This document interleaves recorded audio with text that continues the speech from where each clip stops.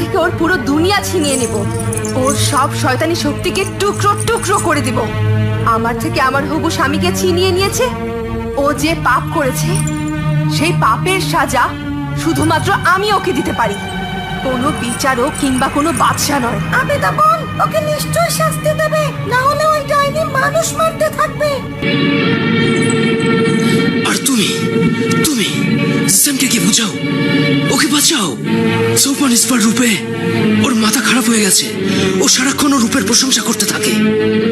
আর আমি আর সোফা নিসবা একে অপরকে চিনে ফেলেছি। আমার এখন নিজের প্রাণের জন্যই ভয় হচ্ছে। ভয় নেই আবিদা, ওকে ওই জালালি নকশাওয়ালা তাবিজ দিয়ে দাও।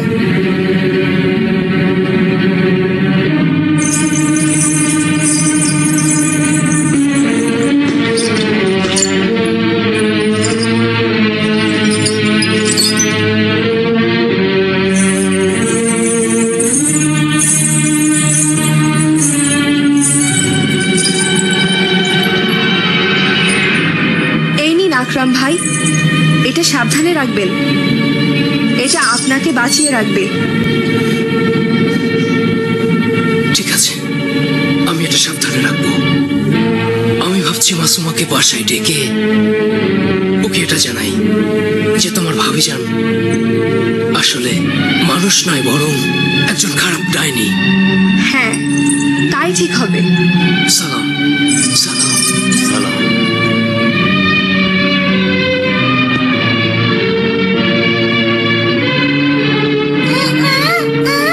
এবার তুমি যাও ভাইজান, আর যখন জিশান বাড়ি থেকে বের হবে তখন আমাকে জানাবে, আমি ওর সাথে দেখা করব। তুমি জলদি যাও ভাইজান, আর গিয়ে জিশানের বাসার কাছে লুকিয়ে বসে থাকো। হ্যাঁ, আমি এখনই যাচ্ছি, ভরসা রেখো। আমাদের যত দ্রুত সম্ভব জাদুকরি মারিখা আর সারারা গুলের শক্তিকে শেষ করে ওদেরকে পুড়িয়ে ছাই করে দিতে হবে, আর না হলে ওদের বন্দি করে ফেলতে হবে। হ্যাঁ, আমিও ঠিক তাই ভাবছি আব্বাজান। তার আগে আমি একবার জিশানের সাথে দেখা করে নেই। যদিও মেনে যায় তাহলে আমরা জাদুকরি ওই সোফা নিসবাকে খুব সহজেই বন্দি করতে পারবো। আর যদি ও বিশ্বাস না করে তাহলে আমরা আমাদের মতো করে আমাদের জালালি ইলম দিয়ে সোফা নিসবার হাত পা বেঁধে ওকে বন্দি করে ফেলবো। তারপর বাদশা আর তার লোকদের সামনে নিয়ে যাব। আমাদের প্রত্যক্ষদর্শী হবে আকরাম। সোফা নিসবাকে প্রথমে আকরাম ভাই চিনেছিল।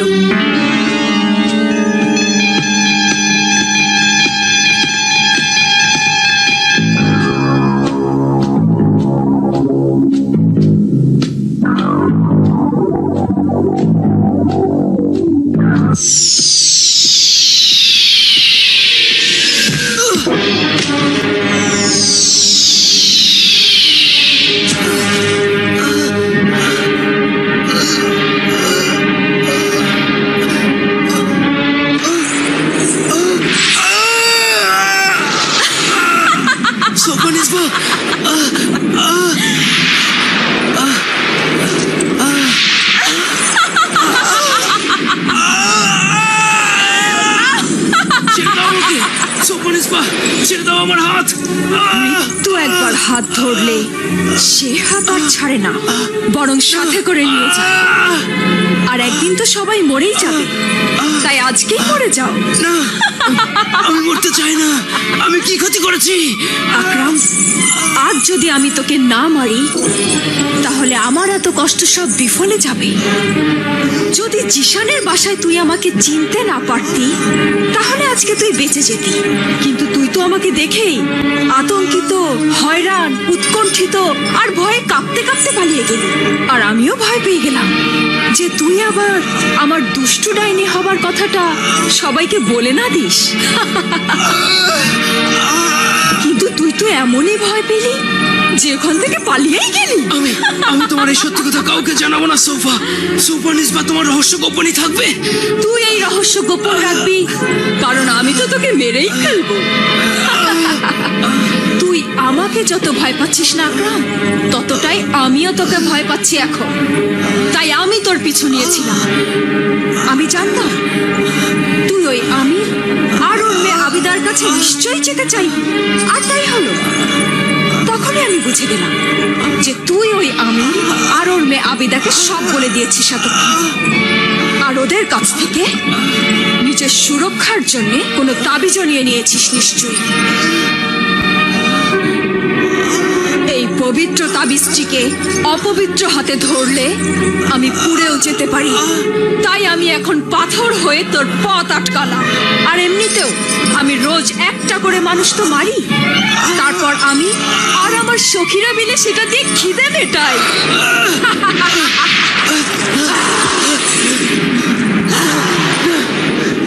আমি বিয়ে করতে যাচ্ছি মাসুমাকে। মাসুমা জিশানেরই বোন। আমি মরতে চাই না।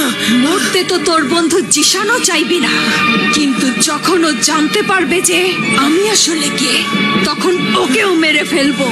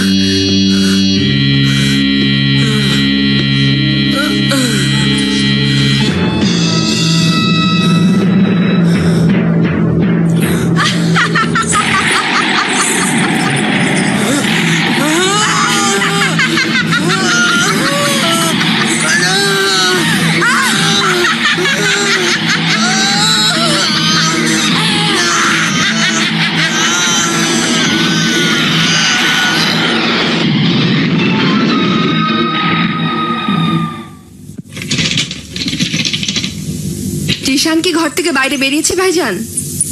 হ্যাঁ আবিদা আপা, জলদি চলো, এখনো চৌরাস্তা পর্যন্ত আসেনি। আমিও তোমার সাথে উড়ে উড়ে যাচ্ছি।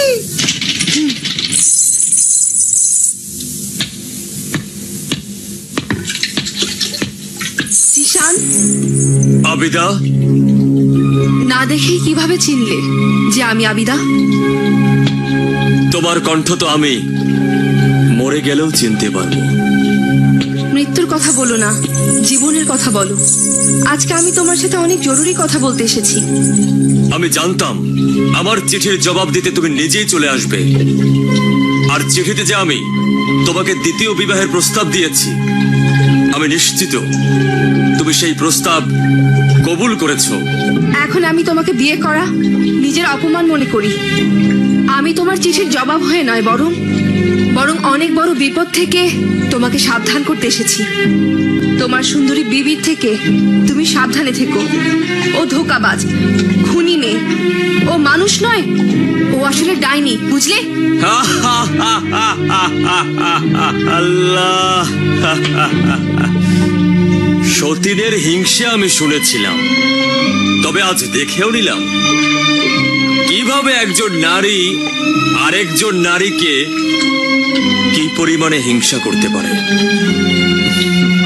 পুরোটাই তোমার চোখে ভেসে উঠেছে আবিদা। আমার পুরো কথা শোনো জিশান, একটু বুঝতে চেষ্টা করো। আমি ভালোভাবেই বুঝে গেছি যে তুমি কেমন আর সোফানিস বা কেমন। আকাশ আর পাতাল তফাৎ তোমাদের ভেতরে, আর তুমি তোমার এই হিংসার কারণে ওকে খুনি, ধোঁকাবাজ আর ডাইনি বলছো। সত্যি বলছি, আমার কথা বিশ্বাস করো জিশান। তুমি ধোঁকাবাজ, মিথ্যুক আর ছলনাময়ী মেয়ে আবিদা, মিথ্যাবাদী তুমি।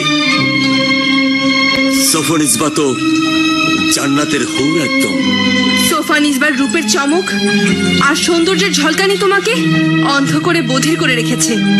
তুমি আমাকে ধোঁকাবাজ আর মিথ্যাবাদী বলছো? একবার সত্যিটাকে দেখার চেষ্টাও করছো না তুমি। এসব সত্যি না, আমাকে বিভ্রান্ত করার চেষ্টা সব, আর তাই আমি এসব কিছুই শুনবো না। আল্লাহর দোহাই যেও না জিশান, আমার কথা বিশ্বাস করো। সোফা নিজবার ডাইনি, খুনিও। শহরে আজকাল যে খুনগুলো হচ্ছে আর যে লাশগুলো পাওয়া যাচ্ছে সেসবের পেছনে শুধুমাত্র সোফান ইসবাই দায়ী। চুপ করো বেয়াদব মেয়ে আবিদা। আর যদি তুমি একটাও বাজে কথা আমার লক্ষ্মী সুন্দরী বোন নামে বলো তো আমি তোমাকে খুন করে ফেলবো। দাঁড়াও জিশান, সোফান ইসবা।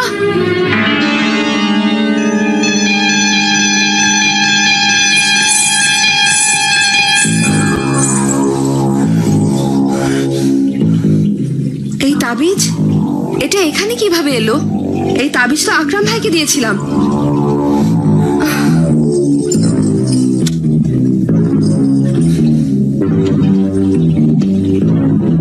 আকরামের তাবিজ?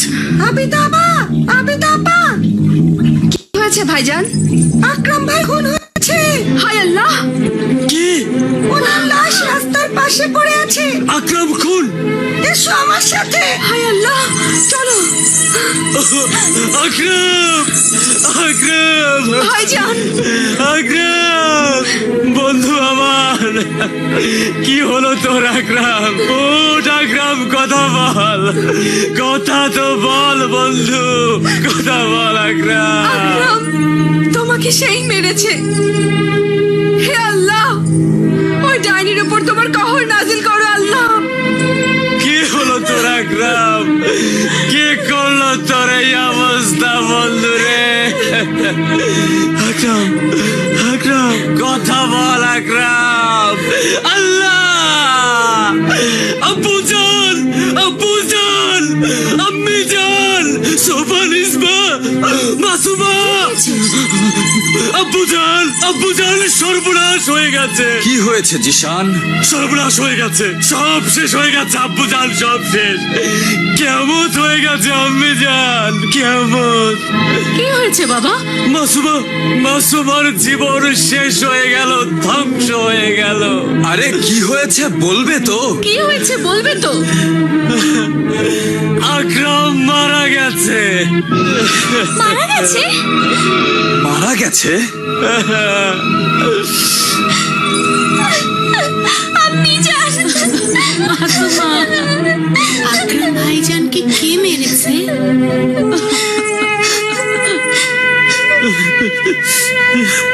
কিভাবে মারা গেল? কি হয়েছিল? আমি এসব কি শুনছি? আকরাম ভাই মারা গেছেন? কিভাবে মারা গেলেন উনি? কে মারলো ওনাকে? কিছু জানি না সফর, কিছু জানি না। নিশ্চয়ই এখানে কোনো রহস্য আছে। আজ সকালেই তো দেখা হলো, উনি হাসি মুখে এখানে এলেন আর হঠাৎ ভয় পেয়ে চলে গেলেন।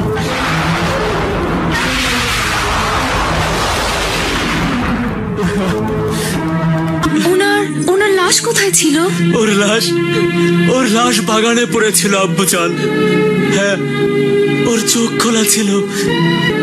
হ্যাঁ, ওর চোখ খোলা ছিল, আর সেই চোখে আতঙ্ক ছিল, ভয় ছিল। চোখ দেখে মনে হচ্ছিল যেন ও খুনিকে চিনত। ও হয়তো বলেছে, বলেছে আমাকে মেরো না, মেরো না আমাকে। ওর চেহারায় অসহায় ভাব দেখে মনে হচ্ছিল যে ও খুনিকে অনেক অনুনয় বিনয় করেছিল, কিন্তু সেই নিষ্ঠুর তাকে মেরেই ফেললো।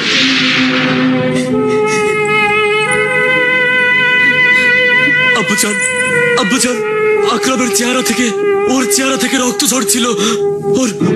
ওর মুখের চারপাশে থাবার চিহ্ন ছিল আম্মিজান, থাবার চিহ্ন। হয়তো কোনো জানোয়ার হামলা করেছিল। হ্যাঁ, হ্যাঁ আব্বুজান, এই কাজ কোনো মানুষের হতে পারে না। এই কাজ নিশ্চয়ই কোনো জানোয়ারের, কোনো জানোয়ারের।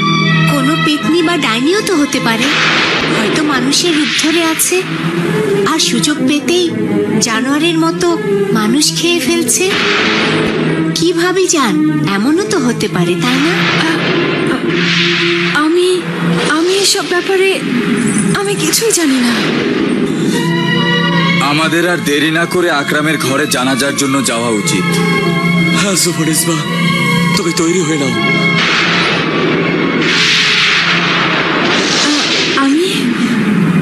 আমাকেও যেতে হবে? হ্যাঁ সফরিস বা আকরাম, মাসুমার তোমার ননদের বাগদত্তা ছিল।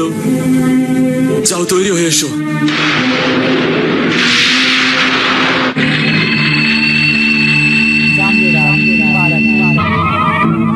হে বদাত্তা সারারা গুল সৌফানিসবা, আকরামের বাড়িতে যাস না, খবরদার যাস না।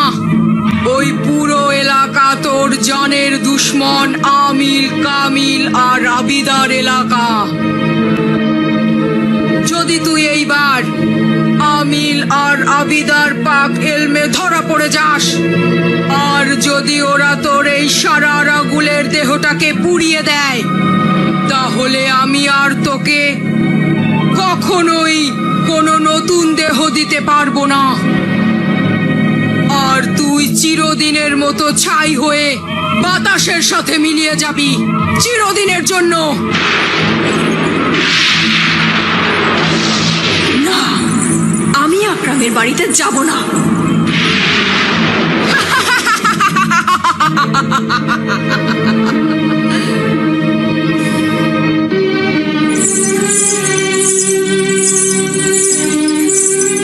নাও, এটা পরে নাও। না, আমি পরবো না। এমন অদ্ভুত পোশাক পরে কখনো যদি কোনো মরা বাড়িতে যাও, তবে সেটা তাদের শোক, ভদ্রতা এবং সামাজিকতার বিরোধী হয়ে যায়। এই পোশাকটা ছেড়ে এটা পরে নাও আর চলো। আমি আসলে ওখানে যেতেই চাই না। কেন যেতে চাও না? আমার শরীর ভালো নেই। সারা রাত বাড়ির বাইরে যখন ঘুরে বেড়াও, তখন তো তোমার শরীর খারাপ হয় না। এসব আপনি কি বলছেন আম্মি জান? সত্যি বলছি বাবা, এতদিন আমি কিছু বলিনি তোকে। বেশ কয়েকবার দেখেছি আমি বউ বেগমকে মাঝরাতে বের হয় আর তারপর ভোর রাতে ফেরে। না, এসব মিথ্যা কথা। উনি অপবাদ দিচ্ছেন আমাকে। এসব কথা আপনাকে শোভা পায় না আম্মি জান। বাস, নিজের বিবির চোখের অশ্রু দেখেই মায়ের সাথে বেয়াদবি শুরু করে দিলে। এসব কি হচ্ছে এখানে? আরে এখন ঝগড়ার সময় না। আকরামের মৃত্যুর খবর আমি এখনো মানতে পারছি না। আমার লক্ষ্মী মেয়ে মাসুমার তো জীবনটাই শেষ হয়ে গেল। আকরামের বাবা মায়ের ওপরেও তো দুঃখের পাহাড় ভেঙে পড়েছে।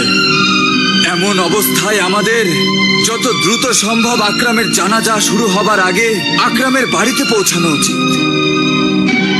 চলো চলো বউ বেগম। না, আমি যাব না। না না, চলো সফরিস বা। আত্মীয়তার ব্যাপার এটা। এলাকার লোকজন কানাঘোষা করবে, বলবে আমরা এমন স্বার্থপর যে জোয়ান ছেলে আকরামের মৃত্যুতে সবার আগে সেখানে গিয়ে সান্ত্বনা দেয়নি, তাদের দুঃখে পাশে দাঁড়ায়নি। কারণ আকরাম যখন আর বেঁচে নেই, তখন আমাদের আর স্বার্থও নেই। হ্যাঁ হ্যাঁ আম্মি জান, আপনি একদম ঠিক বলেছেন। চলো সফরিস বা। আচ্ছা, আমি যাব।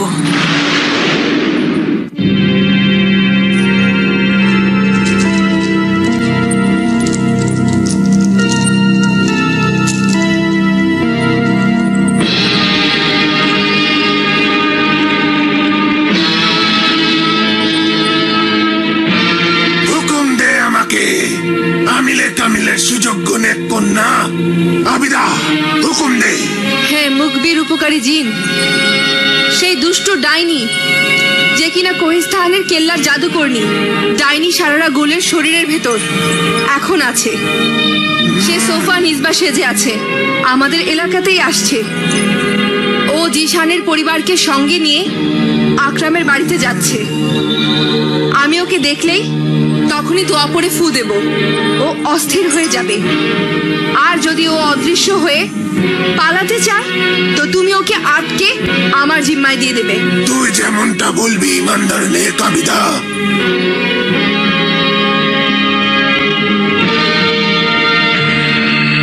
এখন জলদি বলো জাদুকরি মারিখা, জলদি বলো, আমি কি করব? বাড়ির সবাই দরজার বাইরে দাঁড়িয়ে আমার অপেক্ষা করছে। আমি কাপড় বদলানোর বাহানায় ভেতর থেকে দরজা বন্ধ করে রেখেছি। আমাকে ওদের সাথে আকরামের বাড়িতে যেতেই হবে। যদি আমি আমিলে কামিলের এলাকায় চলে যাই, তো আমিল আর আবিদা দুজনেই আমাকে বন্দি করে ফেলবে, সবকিছু ফাঁস হয়ে যাবে। তারপর তোর আর আমার প্রতিশোধ অপূর্ণ থেকে যাবে। তারপর ওরা আমার সাথে সাথে তোকেও পুড়িয়ে ছাই করে দেবে।